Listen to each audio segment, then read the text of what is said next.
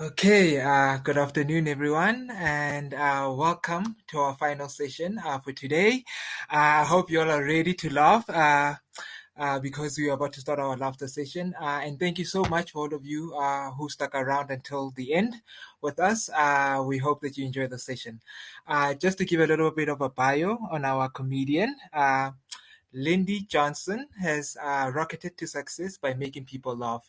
Her big break came after winning the Savanna Show Us Your Apples open mic showdown in 2017.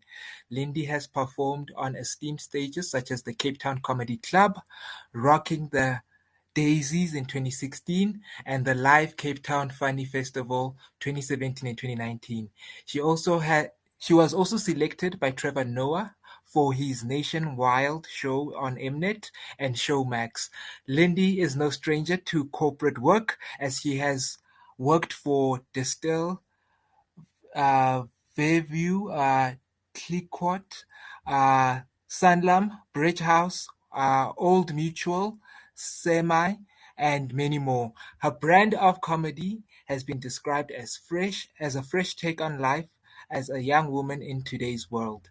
It's relatable storytelling with a highly enjoyable twist. We are excited to welcome Lindy to SAPICS. Lindy, thank you so much for making the time to be with us, and over to you.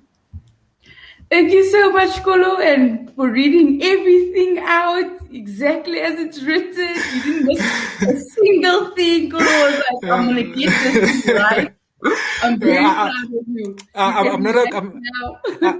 I'm not a comedian. I can't improvise. I'll get lost. Fine, that was perfect. All it did was Thank praise me. That's all I ever want from a man. You got it right, Kolo. Well, you're welcome. Take it Thank over. you so much. Thank you so much for having me. I'm so excited to be here.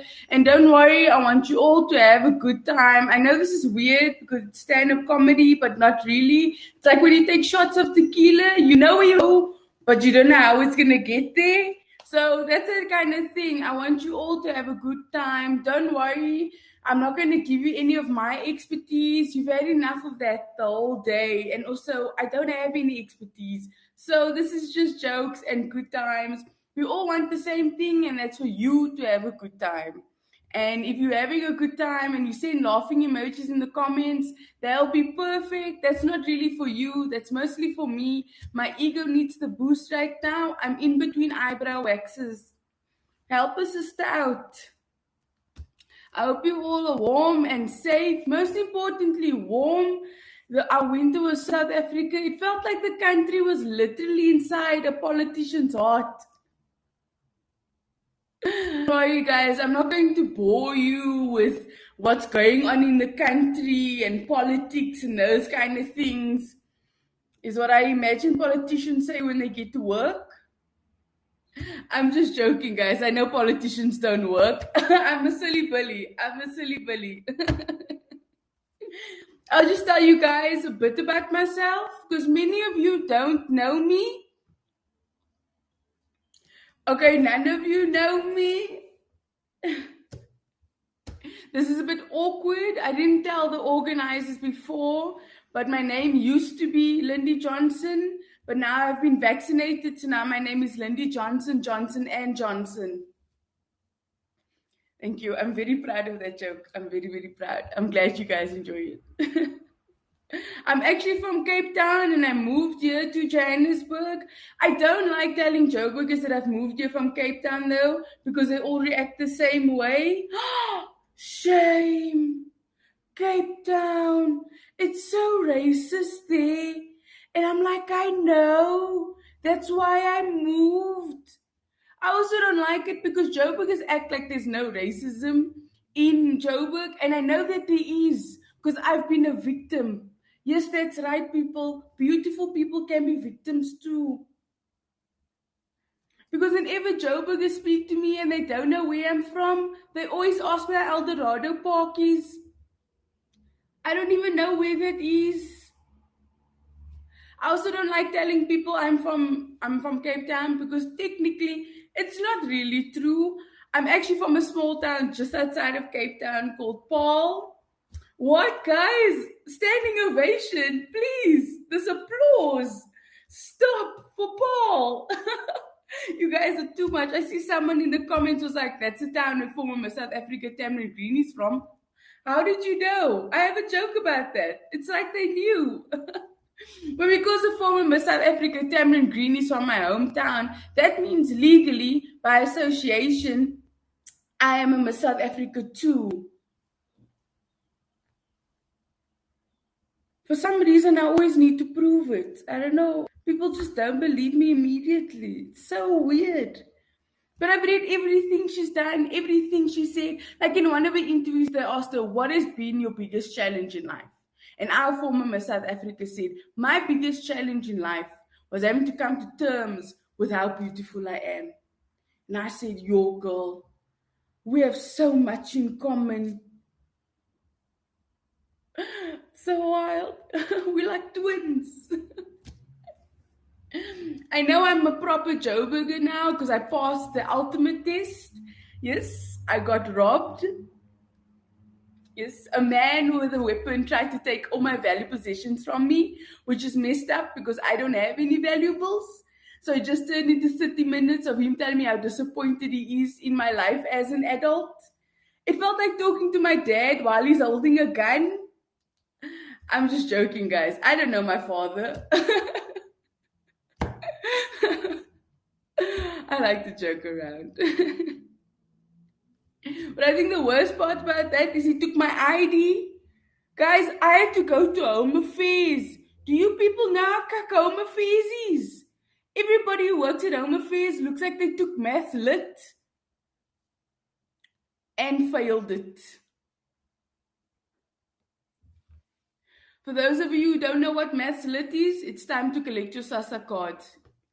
This is a youth conference. Please go home. But I do love Joburg. I really do. I'm also an intern for a company I love, which means I work for free. Yes. But that's what all the older people tell you to do. Start at the bottom, work your way up. Make photocopies, make people coffee, staple kak. Doesn't matter what, just staple any kak. And I did that. And then I got a promotion. And then I learned being an intern teaches you focal. Because my boss came to me and he asked me, Lindy, can you get all the qualitative and quantitative data, put it in a spreadsheet so we can show our partners what we've been doing for the past 10 years? I said, sure. Do you want 2 sugars with it? Or... So I'm unemployed now. They'll pass out my CV after the conference. Just take a look if you know anyone, because I learned things. I did. I know how to work in the office. I learned things about working in the office. Like everybody has a place in the office besides their actual job. And I found my place. You know, at the party, you always need one person to open up the dance floor and then everybody joins in. Now I'm like that with eating lunch first. And then everybody joins. But you'll see on my CV, leadership skills.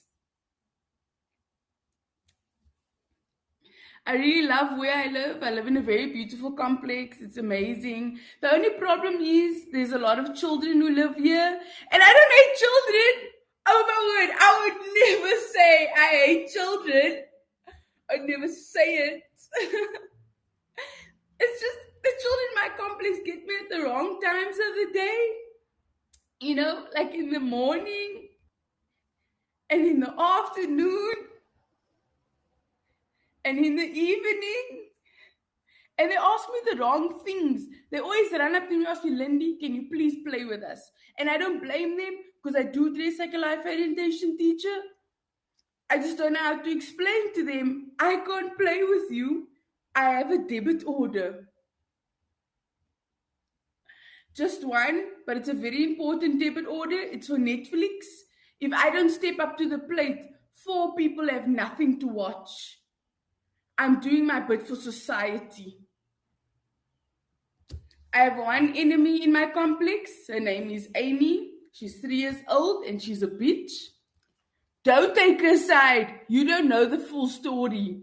I know what she's like because I can hear the way her mom speaks to her through the thin walls. You know, when children are very naughty, parents keep saying crazier and crazier things to keep up. The other day, Amy's mother said to her, if you saw a baby dying on the floor, would you stop and help? Or would you walk past? So why would you walk past the freezer door and not close it? Guys, Amy's mother is white. Do you know how naughty you have to be to make a white woman shout at their own child? White women don't shout at their own children. They take that anger and they store it here to justify drinking white wine at 10 o'clock in the morning.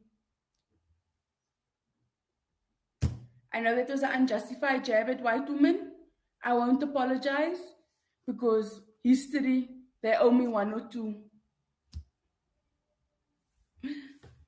I really do love my neighborhood. I love it so much. I took a walk to my local spa, to get some fresh air and to get to know my neighborhood.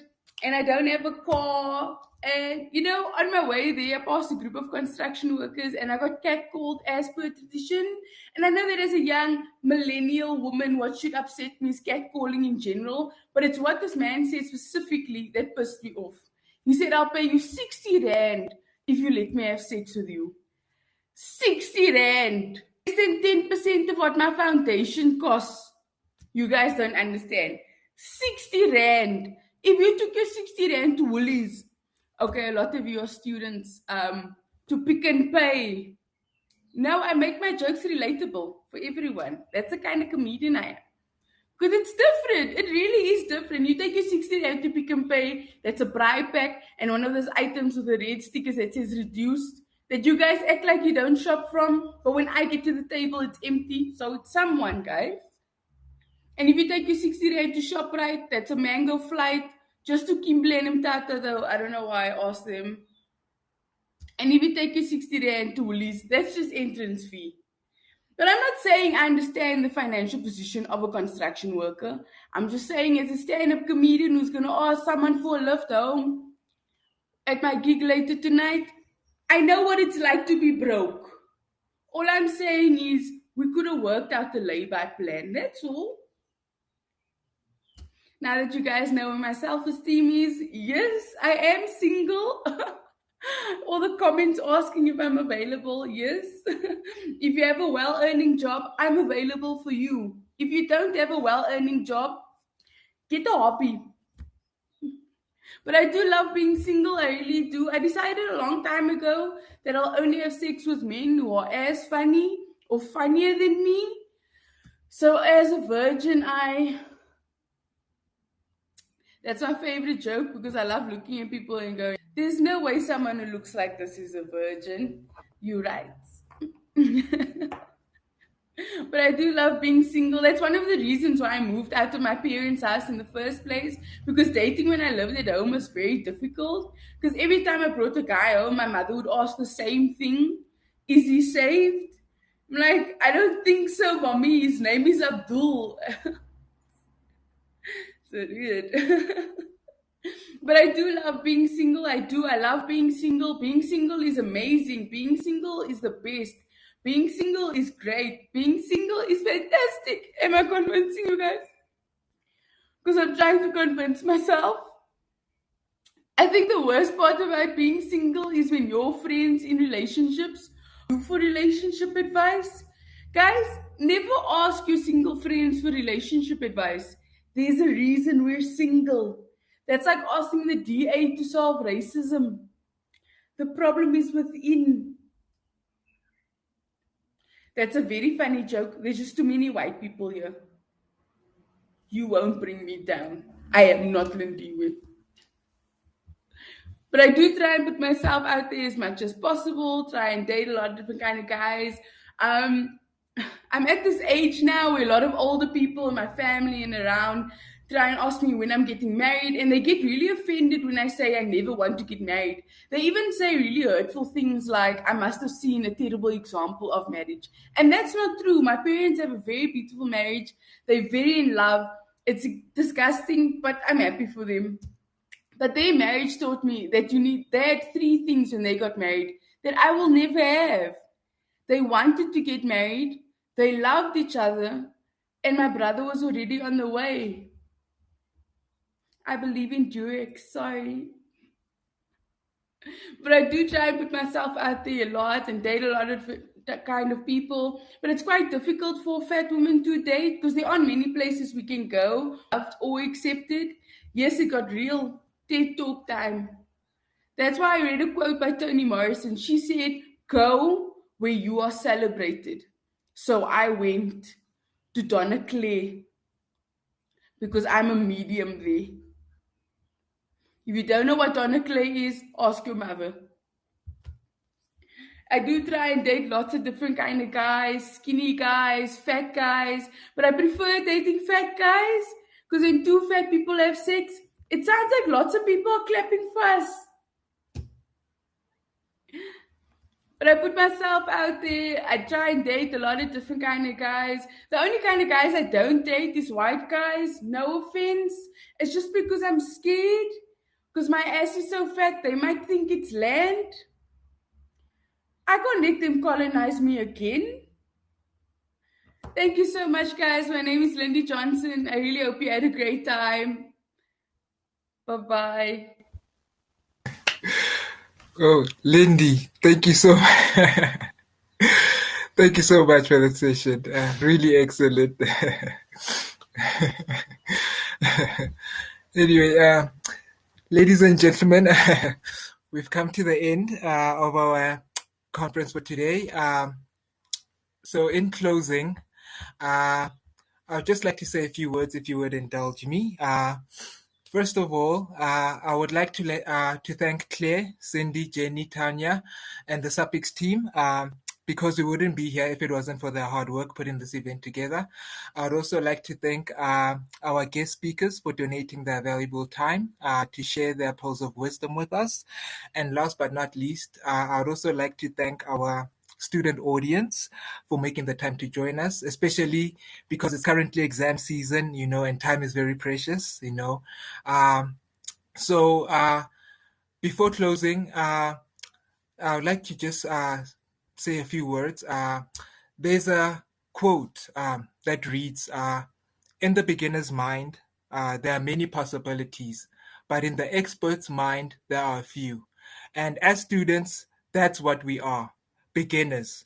And so while some people might view our lack of experience as a weakness, we have the power to actually turn it into a strength. Because a true beginner is someone who is always willing to learn, always looking for opportunities, and always focused on getting better by being around people such as the ones that you've heard today. And this is one of the main reasons that SAPICS is such a powerful ally to have, especially when you are a student. As I'm sure you all know, our journey as students does not end after graduation. In order to be considered a supply chain professional in every sense of the word, one has to embrace a lifelong learning philosophy. And this is where SAPICS really, really shines.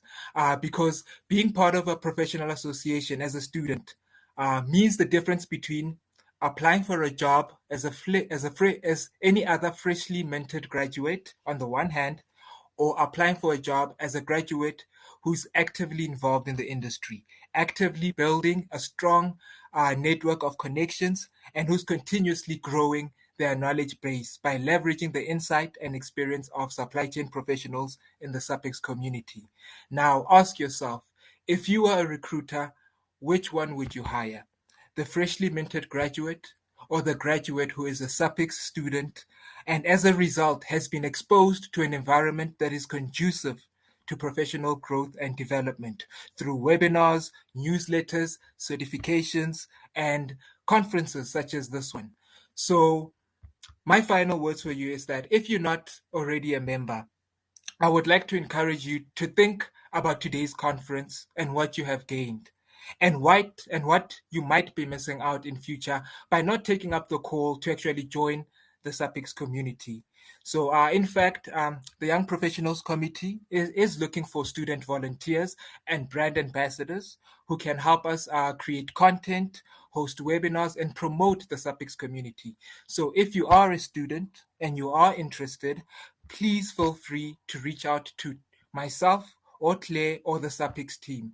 And so with that being said, I would like to thank you for joining us today, and I definitely hope to see you tomorrow.